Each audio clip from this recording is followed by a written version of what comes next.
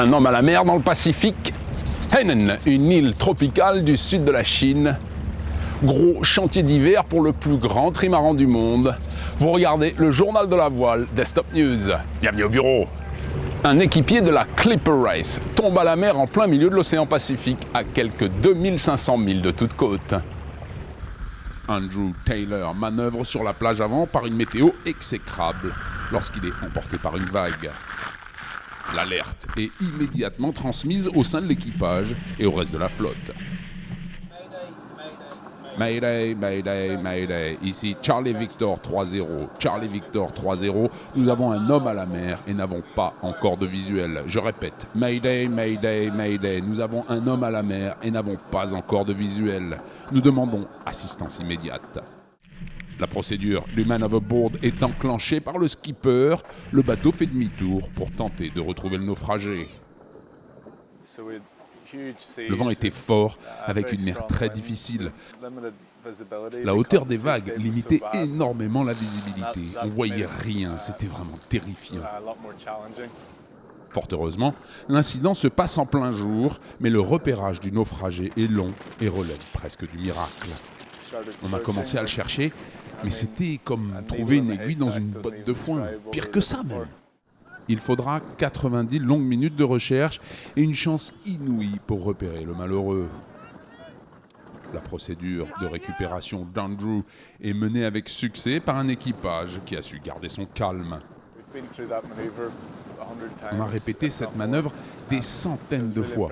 C'était impressionnant de voir que dès que le man overboard a été entendu, tout l'équipage s'est mis en action et a exécuté la procédure à la lettre. Par bonheur indemne, le naufragé est immédiatement placé à l'intérieur du bateau pour être réconforté par l'équipage encore sous le choc. C'est arrivé tellement vite, mais tellement vite, j'ai rien vu venir. D'une seconde à l'autre, et j'étais emporté. Je savais même pas si vous me cherchiez ou non, si quelqu'un pouvait me voir. Quelle horreur! Andrew décide, après quelques jours de repos, de reprendre l'aventure.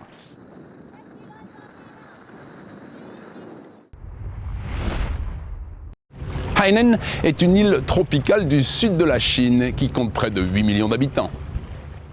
Le Tour de l'île est une course très disputée où les concurrents en prennent plein la figure dès le départ à Sanya. Avec des vents de 20 nœuds et rafales à plus de 25 sur la côte ouest, la mer est forte et n'épargne pas les équipages. La suite est plus calme et oblige le comité de course à raccourcir l'étape vers Haikou au nord de l'île. Après une journée de repos bien méritée, la flotte dispute les Import Race avant l'étape vers Wanning sur la côte est, puis l'arrivée à Sanya à $60,000.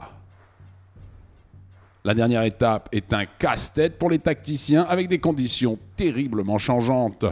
Le double champion olympique de 4,70 Malcolm Page y perd son latin et se prend les pieds dans le tapis et la troisième place seulement. L'avance de Vati, conquise au classement général, lui permet toutefois de l'emporter en IRC B2. U-Box et son équipage 100% chinois établit un nouveau record sur l'ultime étape en 9h26 et remporte la classe IRC B1.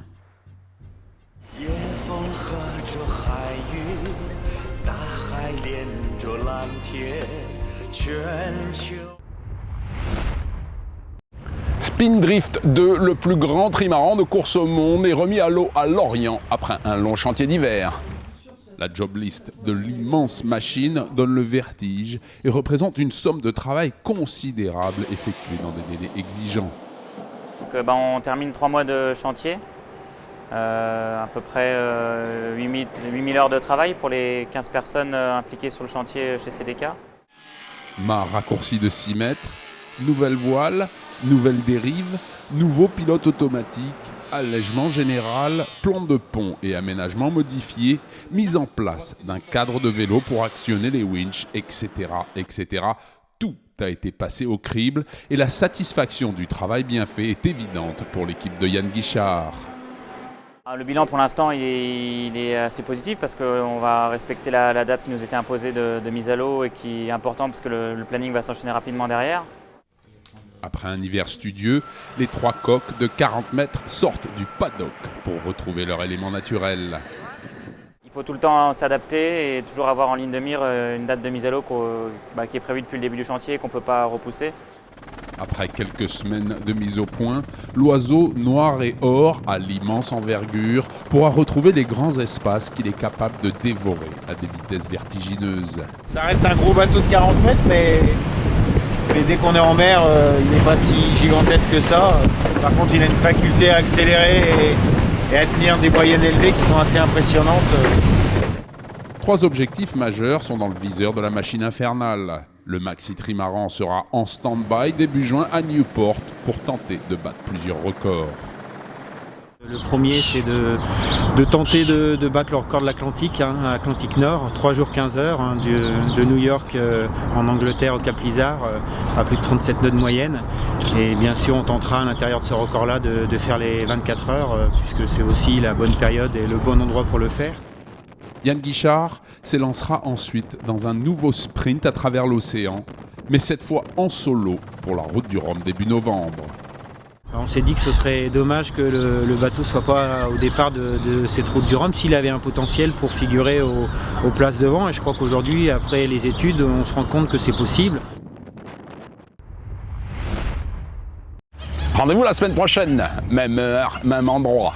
D'ici là, au revoir et bon vent.